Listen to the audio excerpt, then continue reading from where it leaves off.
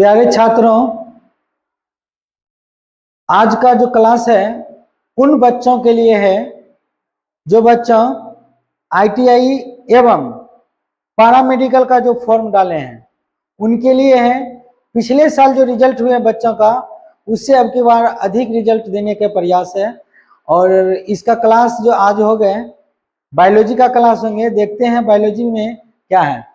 जैसे बायोलॉजी है, बायोलॉजी क्या, बायोलॉजी दो शब्द से मिलकर बना है, बायो और लॉजी।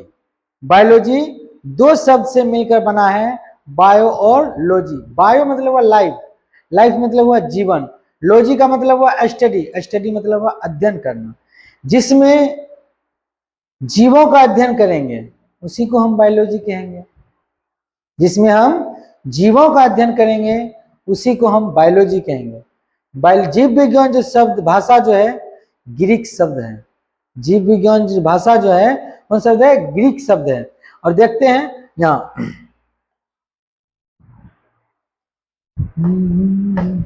यहाँ है बायोलॉजी। बायोलॉजी दो शब्द से मिलकर बना है, बायो और लॉजी।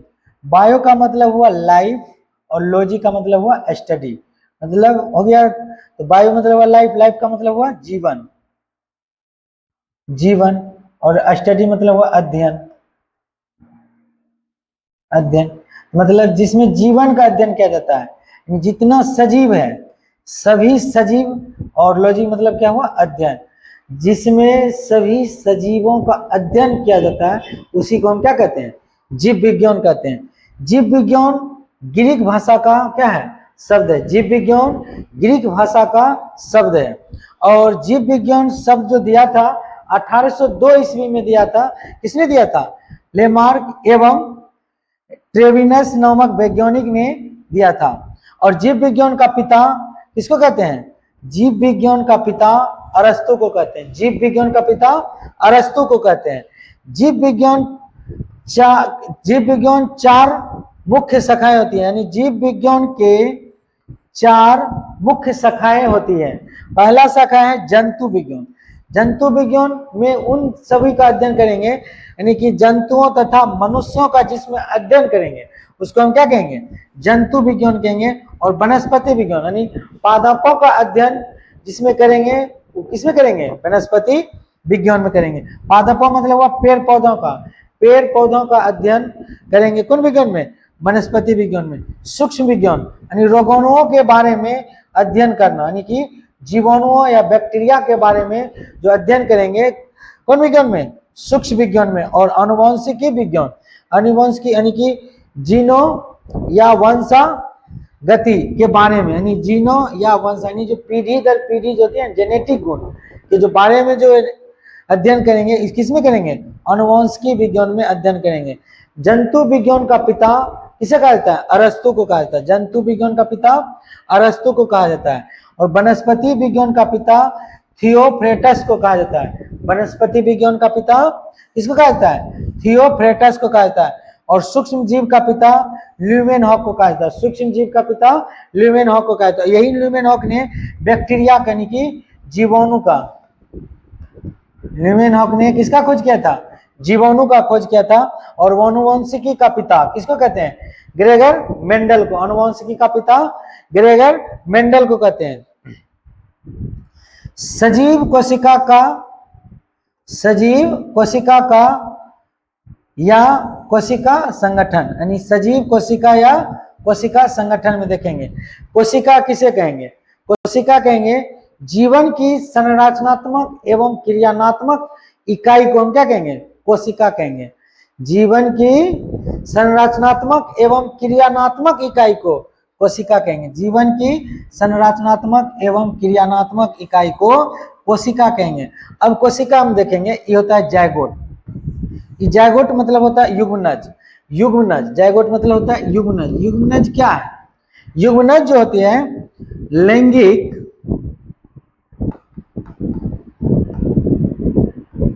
प्रजनन, लैंगिक प्रजनन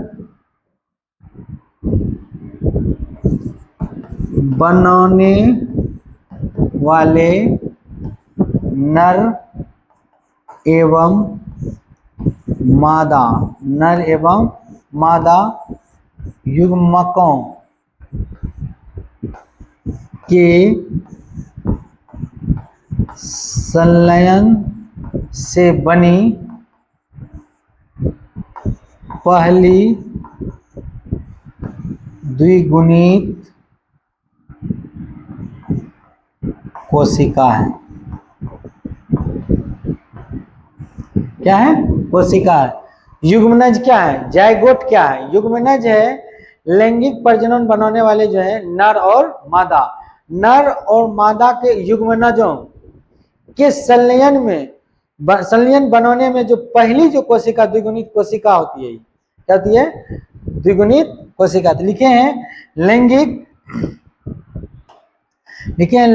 प्रजनन बनाने वाले नर एवं मादा युग्मकों के संलयन से बनी पहली द्विगुणित कोशिका है। पहली द्विगुणित कोशिका है। क्या है?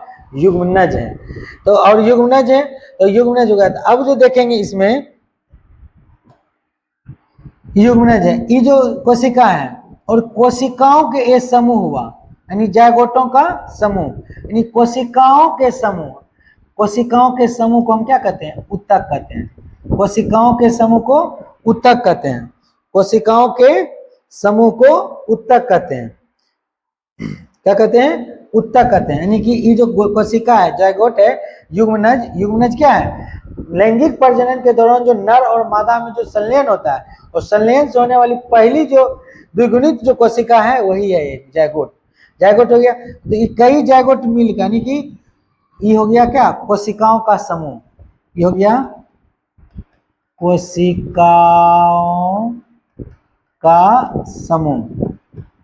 कोशिकाओं का समूह। कोशिकाओं का समूह क्या है?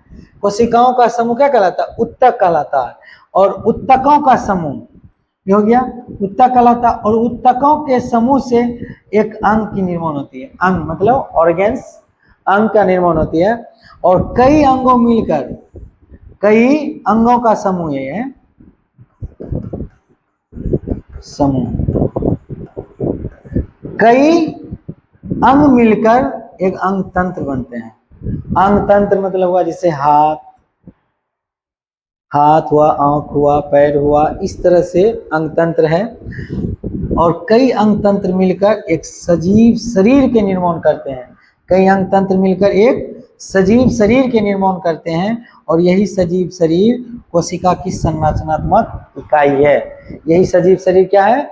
कोशिकाओं का संरचनात्मक इकाई है। इसलिए कोशिका कहेंगे, जीवन की संरचनात्मक एवं क्रियात्मक इकाई को कोशिका कहेंगे। और ये कोशिका से देखेंगे जायगोट। जायगोट देखेंगे, जायगोट मतलब हुआ युग्मनज।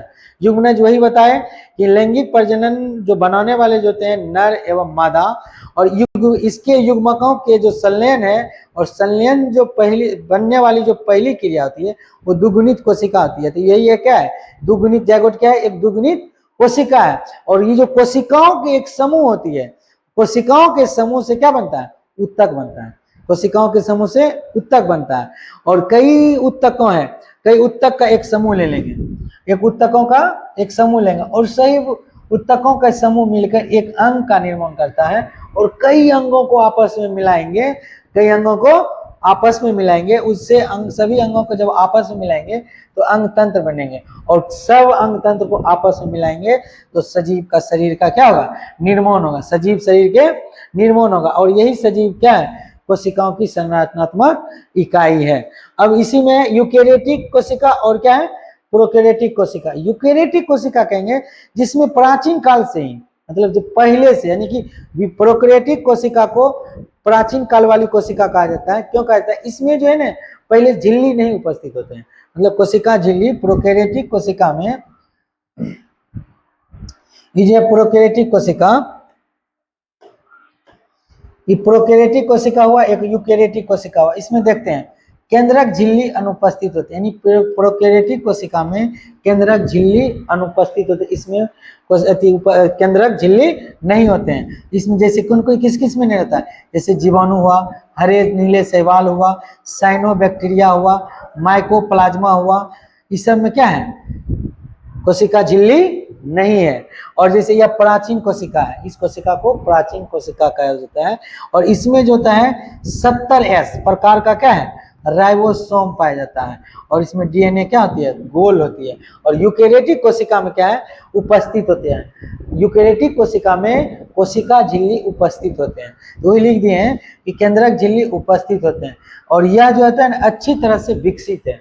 यूकेरियोटिक कोशिका अच्छी तरह से विकसित है। और जैसे कवक हुआ कोशिका, कवक कोशिका हुआ, शैवाल कोशिका हुआ, पादप कोशिका हुआ, जंतु कोशिका हुआ, इन सभी में यूकेरियोटिक कोशिका, ये सब क्या हुआ, यूकेरियोटिक कोशिका हुआ। और इस सब कोशिका में केंद्रक झिल्ली पाई जाती है। और यह वास्तविक कोशिका है, यह वास्तविक कोशिका है। और इसमें जो होता है 80S प्रकार का राइबोसोम पाया जाता है। और डीएनए इसमें क्या है, प्रोकैरियोटिक कोशिका में डीएनए गोलाकार होती है। और यूकेरियोटिक कोशिका में डीएनए क्या होती है, सीधी नुमा होती है। और इस तरह से देखते हैं सीधी नुमा होती है। अब जो है ये जो बीच वाली जो भाग है, इस बीच वाले भाग को केंद्रक कहते हैं। और केंद्रक को जो चारों बगल जो घेर के रखे हैं, और इसी गोलाकार भाग को हम क्या कहते हैं, कोशिका झिल्ली कहते हैं। यानी केंद्र के बाहर की जो झिल्ली है, केंद्र के बाहर जो झिल्ली है वो कोशिका झिल्ली है। और कोशिका झिल्ली की जो रक्षा प्रदान करते हैं वही है क्या, कोशिका है। तो कोशिका क्या है, सजीव के संरचनात्मक एवं क्रियात्मक इकाई है।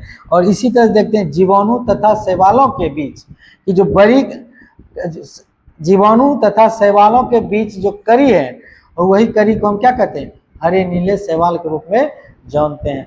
और इसी तरह से कंटिन्यू क्लास चलते रहेगा। और इस सब्जेक्ट जो था, जैसे हिंदी अलग अलग सर लेकर आएंगे,